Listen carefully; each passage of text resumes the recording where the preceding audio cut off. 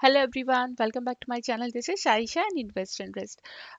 So today I'm going to discuss about one more company. The name is GSPL, Gujarat State Petronet Limited, and here I'm going to cover the detailed fundamental analysis of this company share and also cover the technicals and the overview of the company. So please आप इस video को पूरा देखें और अगर आप इस company में इन्वेस्ट करने की सोच रहे हैं, इस कंपनी के शेयर खरीदने की सोच रहे हैं, तो एक आपको बहुत ही अच्छा क्लियर व्यू मिल जाएगा क्योंकि इस कंपनी का जो बिजनेस मॉडल है वो बहुत स्ट्रॉन्ग है।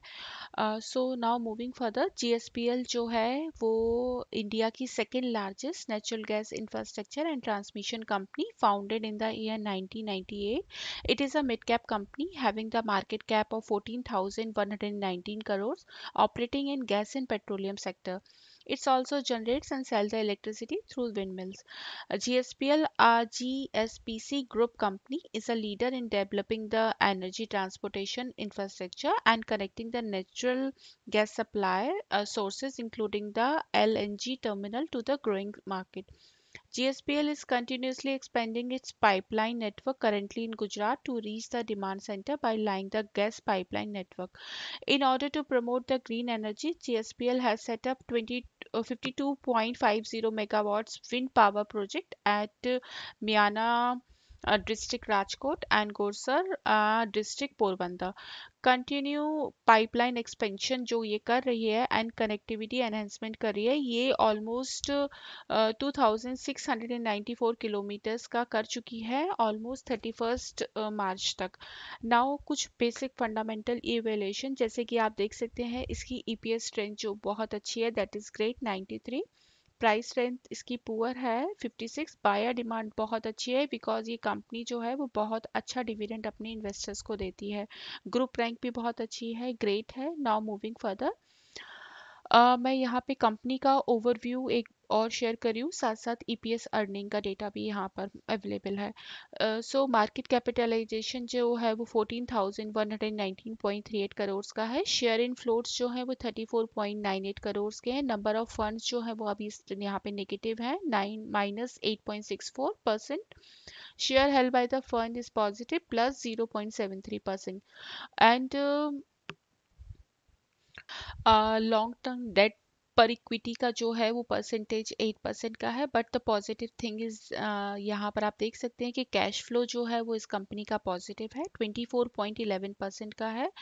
रिटर्न ऑन इक्विटी जो है वो बहुत अच्छी है, मतलब 17% के अराउंड है।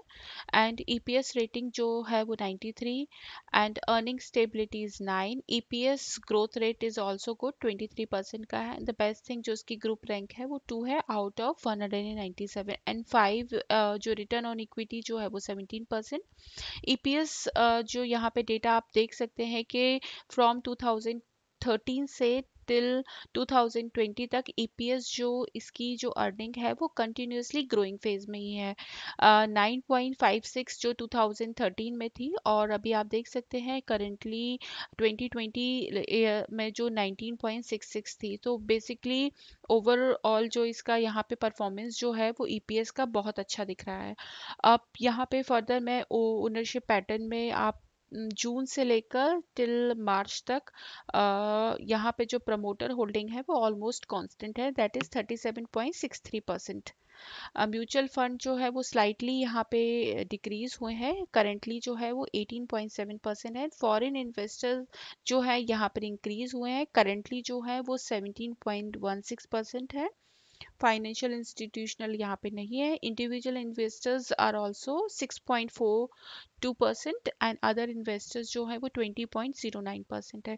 अब यहाँ पे कुछ टॉप इन्वेस्टर्स, टॉप ओनर की लिस्ट है, जैसे कि आप देख सकते हैं कि बहुत अच्छे अच्छे जो म्यूचुअल फंड है और बहुत अच्छे गवर्नमेंट्स के जो म्यूचुअल फंड है वो भी इसमें इन्वेस्टेड है, जैसे कि SBI magnum mid cap mutual fund, Kotak balanced advantage fund, state government own body corporates, बहुत सारे जैसे डीएसपी। आप प्लीज़ एक बार इस जब वीडियो का आप ओवरव्यू करें तो प्लीज़ आप एक एक चीज़ को बहुत ध्यान से देखिएगा, तो बहुत अच्छी तरीके से आपको क्लियर पिक्चर मिलेगी कि कंपनी का वर्किंग प्रोफाइल क्या है, कौन कौन से इन्वेस्टर्स इसमें इन्वॉल्व हैं।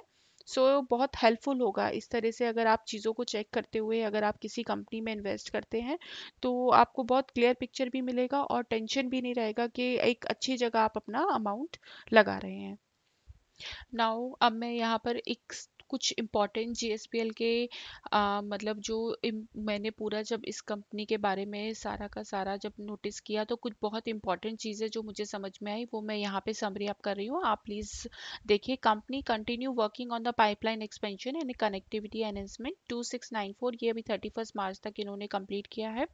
पाइपलाइन इंस्टॉल्ड अपकमिंग जो है वो यहाँ पर पाइपलाइन और कुछ इनके अपकमिंग प्रोजेक्ट जैसे कि महसाना में Bathinda pipeline expected to start year 2022 में ये इनके ऑपरेशन स्टार्ट होंगे। Mundra and LNG terminal ramp up, Dahej pipeline expansion and upcoming Chara and Swan LNG terminal would boost the gas supply and derives a strong business growth and success.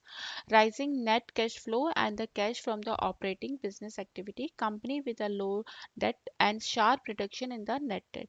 Company with a zero promoter pledge, all the fundamental parameters जो है वो इसके बहुत अच्छे हैं, good है, buyer demand इसकी great है, ग्रुप रैंक भी इसकी 2 है, एपीएस स्ट्रेंथ ग्रेट है 93 है, effectively using its capital to generate the profit, ROCE improving the last 2 years, decent net profit growth and with the increasing profit margin year on year.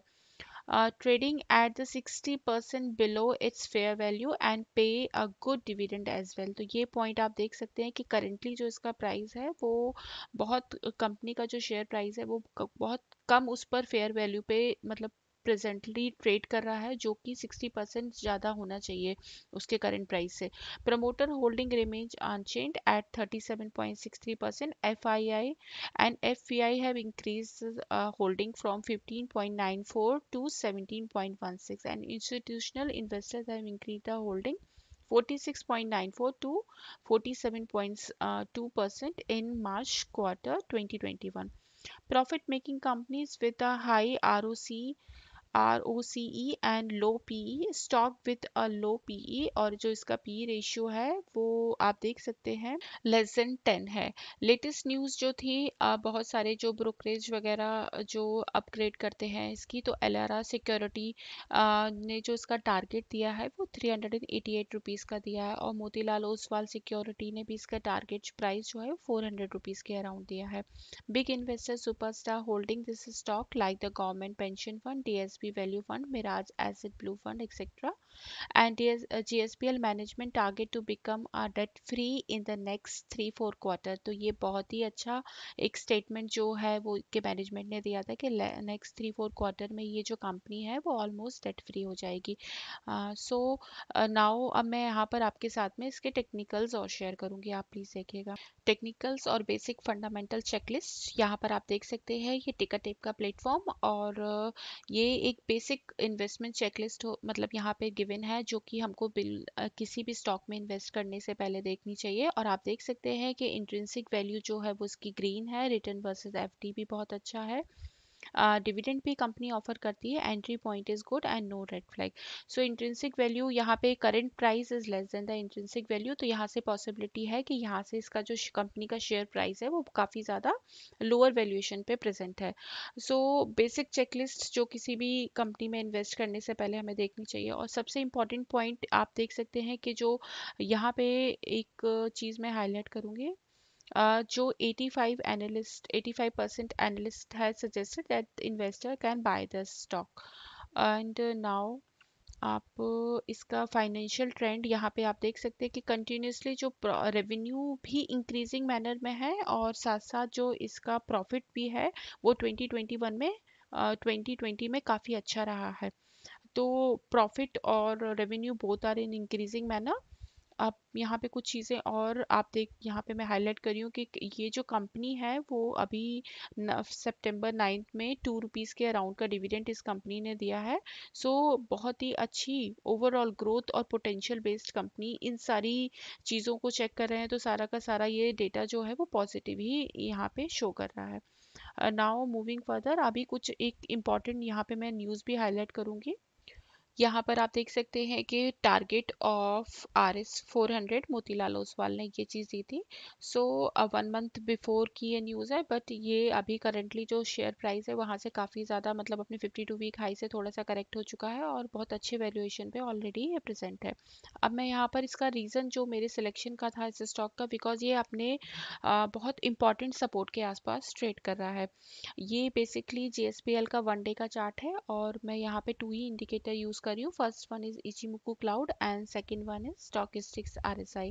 So according to the stochastics RSI यहाँ पे show कर रहा है कि जो correction जो है, correction का फेज जो है वो अब यहाँ से ओवर हो चुका है और पॉसिबिलिटी है कि यहाँ से जो इस कंपनी का जो शेयर प्राइस है वो यहाँ से अपसाइड मूव करे।